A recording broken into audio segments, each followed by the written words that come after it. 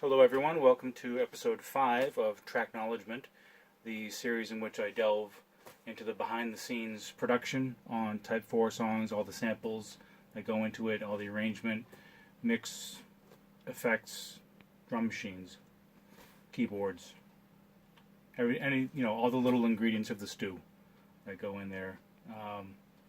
I was just talking about it again last night, sampling. In essence, yes, you are borrowing from other songs, taking snippets and rearranging it and so forth. You could take the easy argument that it's a form of pop art, found art even, but to me it's more than that. I've been sampling since 1986. My friend Charlie, DJ Cuckoo, got a sampling keyboard, and at first, we spent the first day with a little microphone, just talking into it, doing all the little things, little swear words and stuff, everything that anyone who gets a sampler, it's what they do the first day they get a sampler. And then very quickly I realized that it had a audio input, so you could just run a record, a break into it. And rather than having to mix that break back and forth between two turntables, like two Technics 1200s like I've got here, you could just feed it into the sampler and keep on hitting the button. And then I figured out you could actually flick a little switch and it would go. And then I found out that you could divide the keyboard up into 4 sections and put a different sample on each section, 4 short samples. For instance, a bass, hi-hat, snare, drum roll, or something, sound effect. And suddenly I was doing exactly what Marley Marl was doing on all those MC Shan tracks, and biz tracks and stuff, bass, snare, hi-hat, just doing that stuff, making my own beats.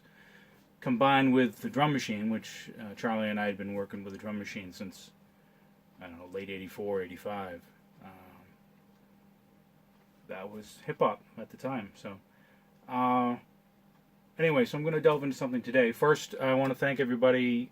I put out a video on Instagram saying, hey, come check out the Tracknowledgement stuff and let me know if you want to check it out, if I should do more. So a few of you responded, and thank you very much. I got new subscribers. Beantown, not sure who you are, thank you. And Zach, my old neighbor. John Santos, Type 4 fan. And Main T, who I used to produce music for back in 87 and 88. Great rapper, great lyricist, style, just this relentless style. I'll dig up some of his old tracks. He was just a kid, man, and great stuff. So MT Main T, thank you for subscribing. And I figured I had this insanely narcissistic thought that maybe these videos would be more interesting if you could see me actually talking instead of just my hands.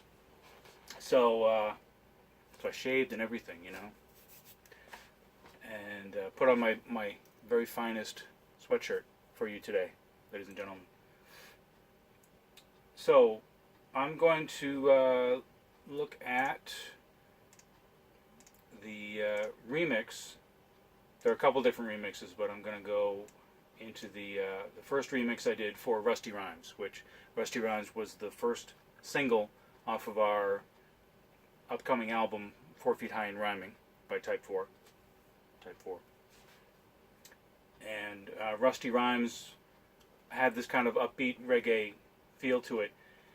And when I was initially working on it, I had the reggae loop going, but then I threw in this cool sample with these strings and horns, and I loved it. It worked with the beat really well, but Tom didn't really like it. Tommy O'Deed, vocalist, Type 4. So I did what I always do whenever Tommy doesn't like something. I didn't take it out. I just turned it down in the mix so he couldn't hear it, but the effect was still there. But then I liked it so much that I just took what he didn't like and created a whole remix around it, and he actually ends up really liking this music. So I got the volume up.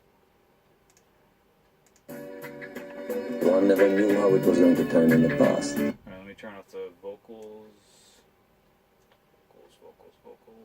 Vocals. There's a lot of stuff here. Well, I'll play it. But at the same time, it would continue to reflect developments that would take place. There we go. So, some of you might know where the sample is from.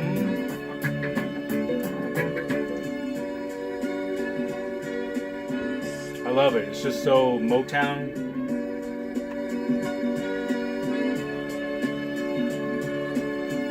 Ton of emotion, just those chords. You can just run with that, you know, bring in a beat.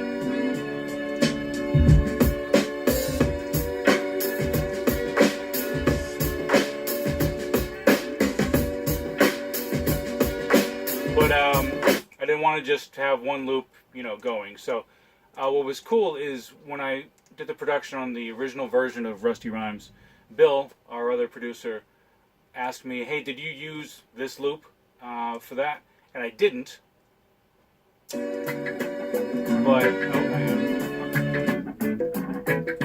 I didn't. So I used it in this one. It's just this cool, swanky, it's hardly notes there, really. And the cool thing about that was, I'm going to give away a big secret here, my current style of production.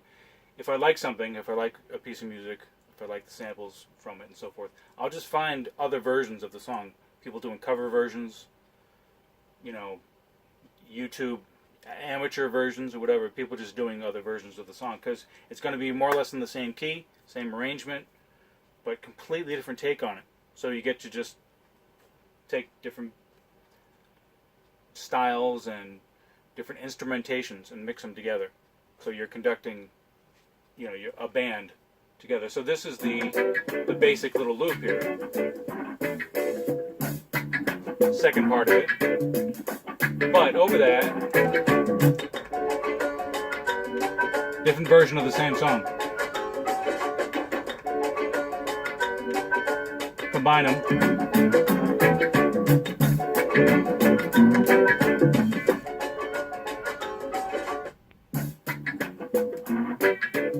Did I find?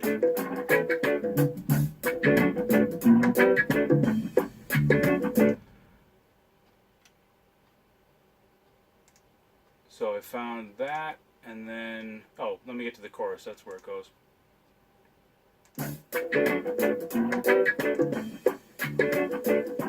This. I found another version and just edited it with a little skanky echo on it. That goes there, goes at the end of the song.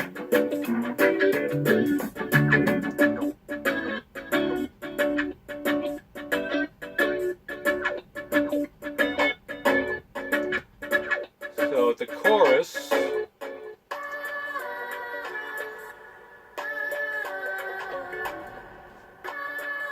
it's edited.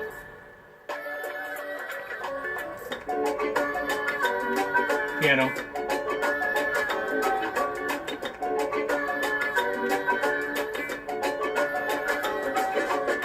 And over that, this all goes with the chorus. I have this.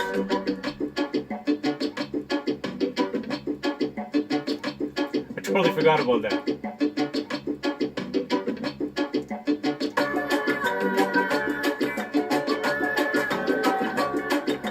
Over that, I have a bass line,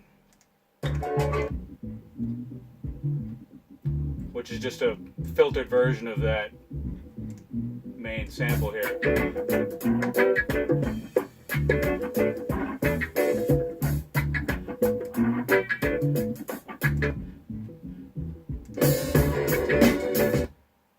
Then we get to the bridge, where I find even more versions of that same song.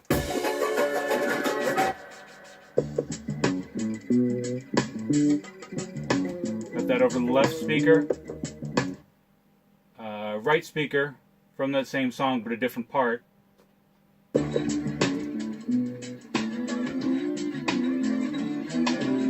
Together. Another version of the same song.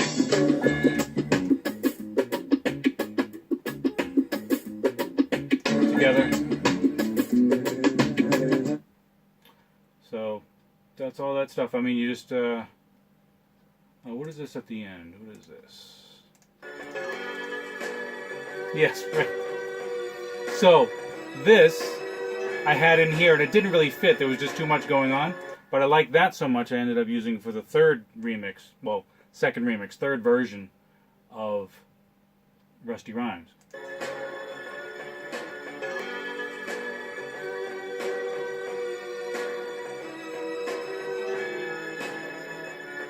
So it's all just arranging all that, you know? On top of that, we have drum samples, beats.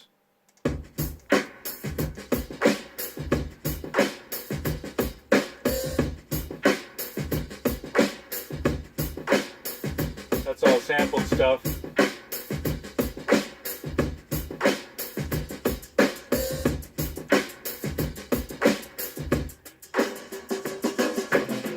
Nice breakdown there. Take those out. This goes with the chorus. This thing with the 808.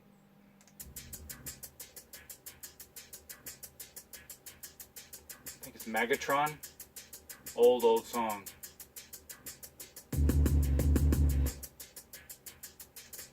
At the chorus it goes once.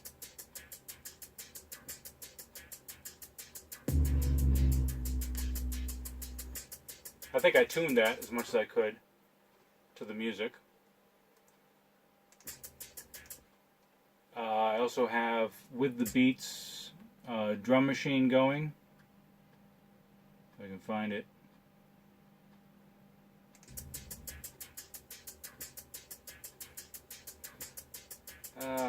Where's my drum machine? Here it is. No, that's not it. This is it.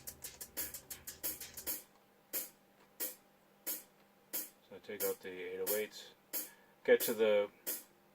It's really just percussion. I just use the drum machine really for percussion. Cymbals, hi-hats, different cymbal,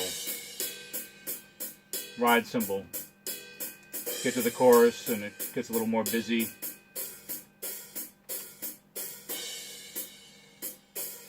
So you just combine that with the beats.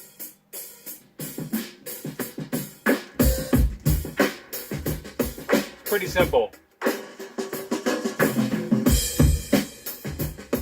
As I said in one of the other episodes, one of the last things I do on a song when I'm finishing up production before I do a mix is I just go through the song, and wherever it feels like there should be a beat breakdown, a crash cymbal, an open hi-hat, something to give it variation. If a drummer was playing this song, what would he do? Or she do at any point in the song? Because I want it to sound like a band is playing. I don't want it to sound like a loop is going and going and going. Over that, I have my standard collection of little snippets of crap.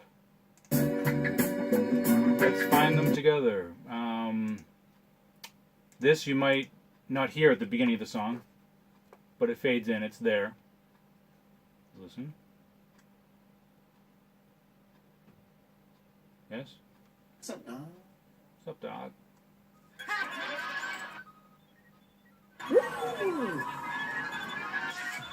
What's going on in here? It's from the beginning of Jimmy by KRS-One. You know, it wouldn't be a Type 4 song without a KRS sample. What else do we got? What do we have here? What are these? Cuts. Cuts. Those are Bill.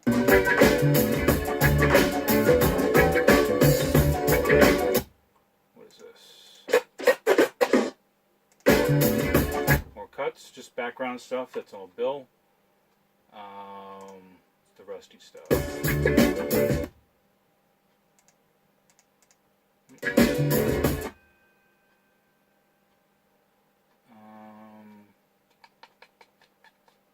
Oh, I did a backing track vocally. I was singing a little harmony with Tom's vocals. Can't really hear it. It's just in there for thickness. Let's see what else. I want to hear that little reggae sample again.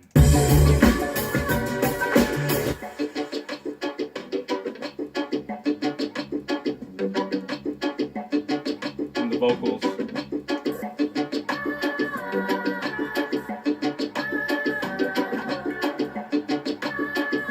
Oh, here we go.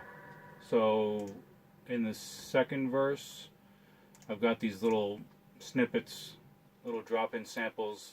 I always do this with stuff that Tommy says in the rhyme. I drop in a little sample usually from an old rap song, because my brain works that way. So,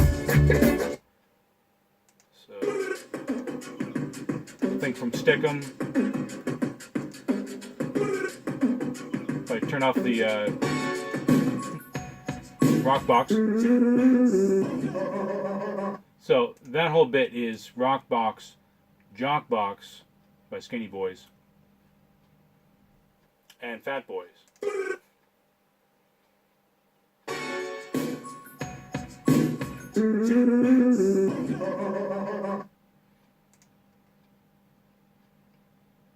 That just goes along with what he says in the song. The end of that verse, we have the sound of there's cuts, sound of pop rocks, and what else is here? What is this? Oh, a little cut, little scratch way in the background. What do we have here? Audio track 7. What is this? What are you? Cuts. Lots of little bits of cuts in this. It's Bill. So yeah, that's about it. It's real simple, but it's just those combinations of melodic samples working together. I'll play it again, of course. Yeah. Piano comes back.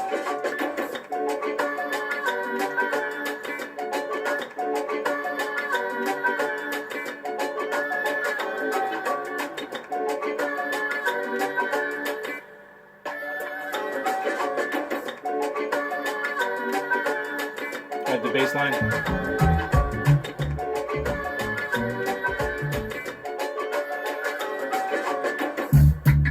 Oh, then there's one last thing, because the song is called Rusty Rhymes, and the only thing that popped into my head for a vocal sample, let me get rid of this stuff, is this.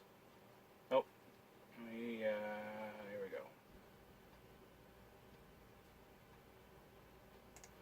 Why are you not playing? Oh, the vocals are muted, that's why.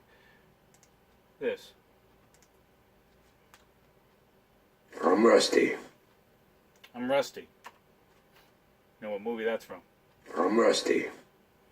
It's Al Pacino in Scent of a Woman. I'm Rusty.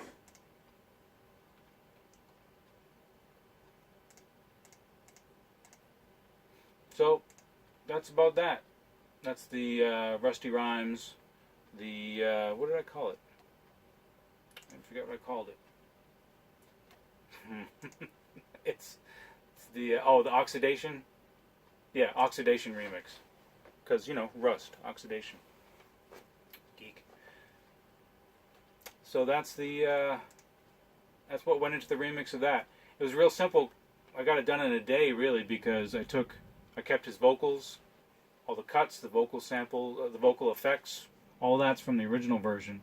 Then I just ported that all into kind of a blank file, put in all the new beats and the new music. That's how things work around here.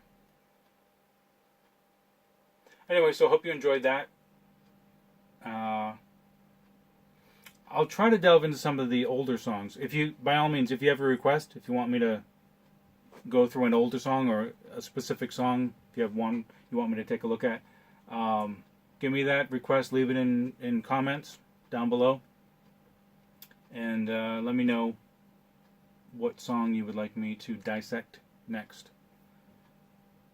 But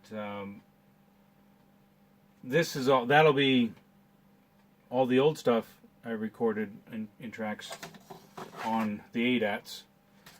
So it won't be quite as easy or as fun, really, to click through all the stuff that I did on Reason. But I have ported a lot of that stuff into Reason, so I can at least look at the tracks and show you where stuff is. So thank you for watching and listening. Hope it wasn't too boring, and hope you didn't mind this part of it. And thanks for subscribing, and I will do more soon. Thanks very much.